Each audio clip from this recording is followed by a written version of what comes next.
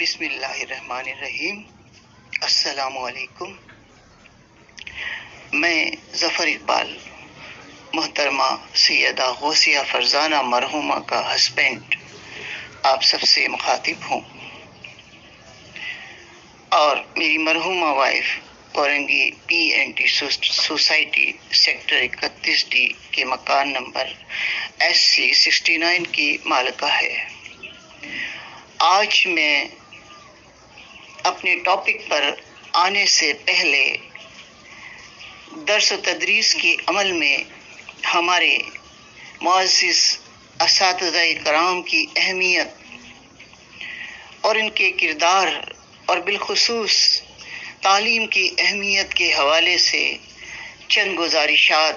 آپ سب کے گوش گزار کرنا چاہتا ہوں، اور وہ یہ ہے کہ تعلیم جس پر وطن عزیز پاکستان کی بنیادیں ہیں اور جس کے بغیر انسان نامکمل ہے، اور دنیا کے تمام باعزت پروفیشن کے پیچھے کوئی استاد لازمی ہوتا ہے، اور یہ کہنا بھی غلط نہ ہوگا کہ استاد ہی تمام پروفیشن کو جنریٹ کرتے آئے ہیں، اور آدمی کو انسان بنانے کے پیچھے بھی کوئی استاد ہوتا ہے، اور جس میں انسانیت نہ ہو تو یہ سمجھ لیں کہ اس بے نسل اور بد نصیب کو کوئی درست استاد ہی نہیں ملا، اور یا پھر اس نے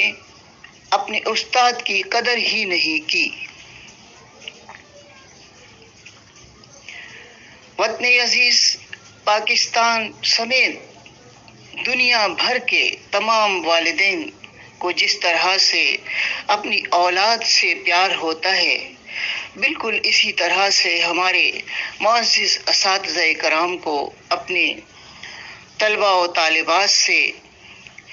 گہرا لگاؤ دیکھنے میں آیا ہے، اور وہ اپنے اسٹوڈنٹس کو ایک قابل، محنتی، ایماندار اور ذمہ دار شہری ہونے کے ساتھ ساتھ ایک اچھا انسان دیکھنا پسند کرتے ہیں، اور یہ مجھ سمیت ہر استاد کی دلی خواہش ہوتی ہے۔ کورونا کے سبب تعلیم کا بہت زیادہ نقصان ہو چکا ہے۔ تمام تعلیمی اداروں پر تالے نظر آئے، اور جس دوران عام لوگوں کے ساتھ ساتھ ہمارے معزز اساتذہ کرام کی طرف سے یہ سننے میں آتا رہا ہے کہ اس ظالم کورونا نے تعلیم کا ستیہ ناش کر دینے کے ساتھ ساتھ ہمارے طلباء و طالبات کا مستقبل 18 ماہ کے کورونا نے تباہ و برباد کر کے رکھ دیا ہے، اور پورا ایک تعلیمی سیشن اس کورونا کی وجہ سے متاثر ہو چکا ہے، اور اس حوالے سے ہمارے معزز اساتذہ کرام طلباء و طالبات کے مستقبل کی طرف سے انتہائی فکر مند اور اپنی اس خواہش کا اظہار کرتے نظر آئے کہ لاک ڈاؤن کے ختم ہوتے ہی آئندہ کم از کم 3 سال تک کے لیے میڈیکل لیو کو چھوڑ کر تمام کی تمام لیو یعنی سمر اور ونٹر ویکیشن، اسٹیشن لیو اور دیگر لیو پر نظر ثانی کر کے چاروں صوبائی حکومتیں بشمول وفاق کے تحت چلنے والے تمام اسکولز اور کالجز میں اگر تعلیمی عمل پورے سال جاری رہے تو کیا ہی اچھا ہو، اور یہ ہمارے استادوں کی اپنے پیشے سے، اپنے وطن پاکستان سے اور اپنی قوم سے والہانہ چاہت کا ایک ٹھوس ثبوت ہے۔ اور میری طرح سے میری مرحومہ وائف سیدہ غوثیہ فرزانہ بھی پیشے کے اعتبار سے ایک ٹیچر تھی، اور وہ اپنا اسکول چلاتی رہیں، مگر تعلیم کے یہ دشمن، یہ جرائم پیشہ لوگ خالد، محسن اور فہیم اپنے غنڈے اور موالی اس کے اسکول کے آس پاس چھوڑ دیا کرتے تھے، جو کہ اس کے اسٹوڈنٹس لڑکیوں کو چھیڑا کرتے تھے، انہیں متاثر کیا کرتے تھے تاکہ تعلیمی عمل متاثر ہو، مگر وہ نیک دل لیڈی ان دشواریوں کے باوجود کئی سالوں تک کامیابی سے اپنا اسکول چلا کر درس و تدریس کے فرائض انجام دیتی رہیں۔ اور میری پچھلی ویڈیو وائس مورخہ یکم جون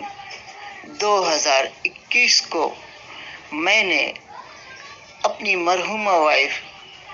سیدہ غوثیہ فرزانہ کے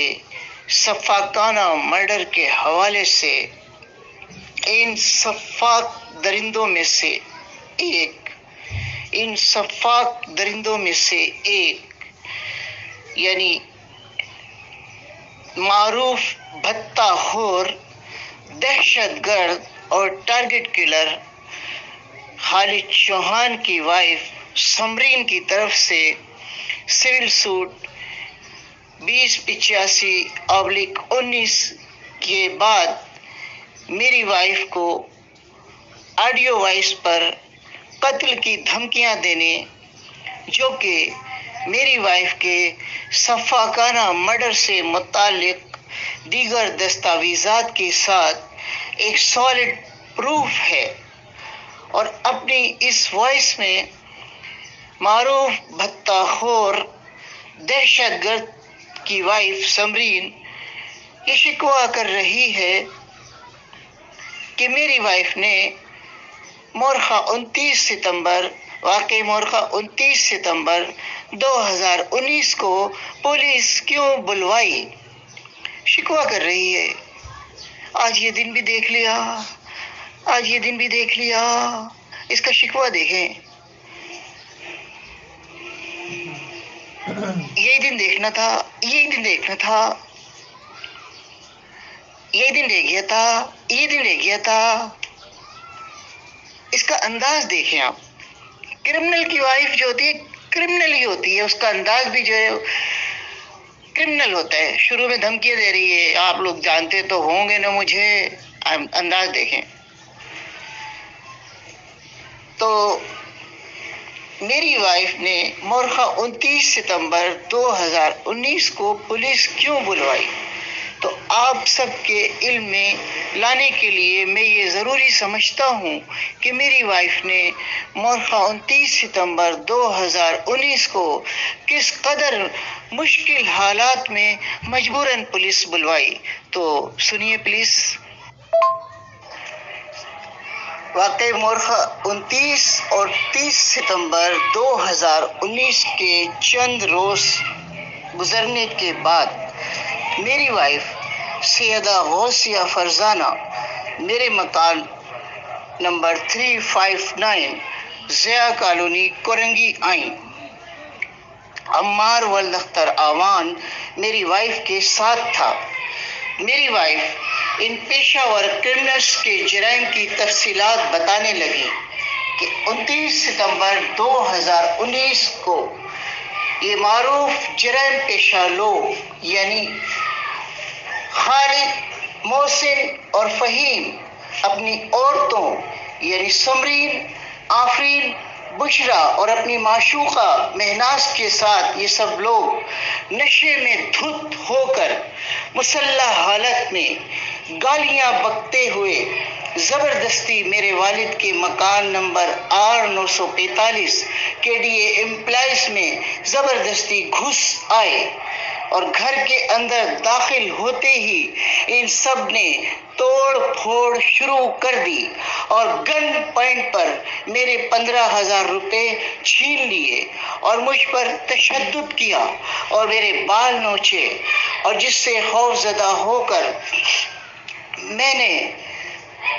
تکیے کے نیچے سے اپنا موبائل نکال کر اور خود کو ایک کمرے میں بند کر کے 15 پر پولیس کو کال کی، جس پر یہ جرائم پیشہ لوگ بولے کہ تم نے پہلے بھی پولیس کو ہمارے خلاف کئی بار شکایتیں کی ہیں، تو پولیس نے ہمارا کیا بگاڑ لیا؟ ہاں، ہم جرائم پیشہ اور دہشت گرد لوگ ہیں، اور ہم پولیس کو اپنے ہر کام کا برابر سے حصہ پہلے سے ہی دیتے آئے ہیں، اور بولے کہ ہم کل پھر آئیں گے اور ہم دیکھتے ہیں کہ یہ پولیس ہمارا کیا بگاڑ لیتی ہے، اور بولے کہ یہ پولیس تو ہمارے فہیم صاحب کی غلام ہے،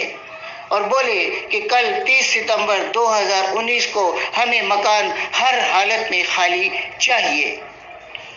میری وائف کی بات جاری تھی کہ عمار ولد اختر آوان بولا کہ لوگوں کی یہ بات درست ہے کہ اس کے اور ملا افتخار کے پپا تو خاصے تجربے کار کرمنل اور بھیکاری قسم کے لوگ ہیں، مگر یہ بات بھی بچہ بچہ جانتا ہے کہ ہم دونوں کے پپا نیپیر روڈ، سرے گھاٹ اور ہیرا منڈی میں کافی عرصے تک ذمہ داری کے ساتھ اپنے فرائض انجام دیتے رہے اور عوام کی خدمت کرتے رہے، مگر جہاں تک اس کے تینوں خالوؤں کی بات ہے تو میں یہ سمجھتا ہوں، عمار بولا کہ میں یہ سمجھتا ہوں کہ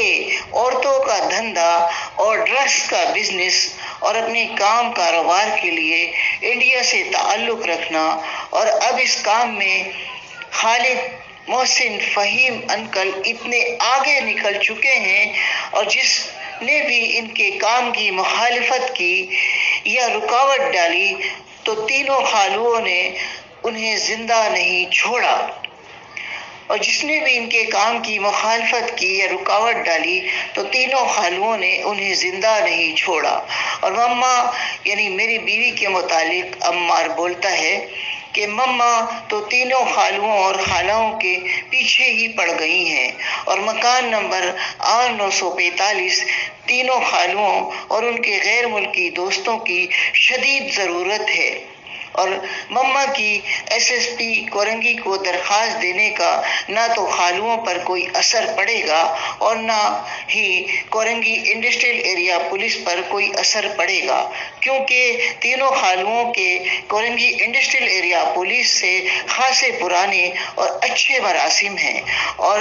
نئے آنے والے ہر افسر کی انکل فہیم اپنے گھر پر شاندار دعوت کرتے اور انہیں لڑکیاں فراہم کرتے اور لاکھوں روپے بھی دیتے آئے ہیں۔ اور جس کے ساتھ ہی عمار مزید یہ بولا کہ اگر آپ مجھے 20,000 روپے دے دیں تو کورنگی 4 میں میرے چاچا IOSIP اختر صاحب ہیں، جن سے بات کر کے میں اپنے تینوں جرائم پیشہ خالوؤں خالد، محسن اور فہیم کی ایسی تیسی کرا دوں گا، اور جس پر میں نے اس کو 20,000 روپے عمار کو دے دیے، مگر کوئی کیا کارروائی کورنگی انڈسٹریل ایریا پولیس نے کی؟ یہ تو میرے سننے میں آیا کہ اس دوران معروف بھتہ خور خالد چوہان کو لانڈی جیل میں دیکھا گیا، ڈکیتی وغیرہ کے کیس میں خالد چوہان، محسن وغیرہ، اور سننے میں آیا میرے، اور میری بیوی نے بھی مجھے بتایا، مگر کورنگی انڈسٹریل ایریا پولیس نے کیا کارروائی کی مجھے آج تک یہ کوئی پروف نہیں ملا۔ اور میں ظفر اقبال آپ سب سے ملتمس ہوں کہ کرمنل کے ایسٹ اور ان کیریکٹر لیس لوگوں کے خلاف اور جرائم کی سرکوبی کے لیے اور تعلیم کے دشمنوں کے خلاف آپ لوگ میرے اس چینل کو زیادہ سے زیادہ لائکس اور سبسکرائب کریں، تاکہ میری مرحومہ وائف کی روح کو سکون ملے، جس کا خواب تھا crime free Pakistan, corruption free Pakistan. اللہ حافظ۔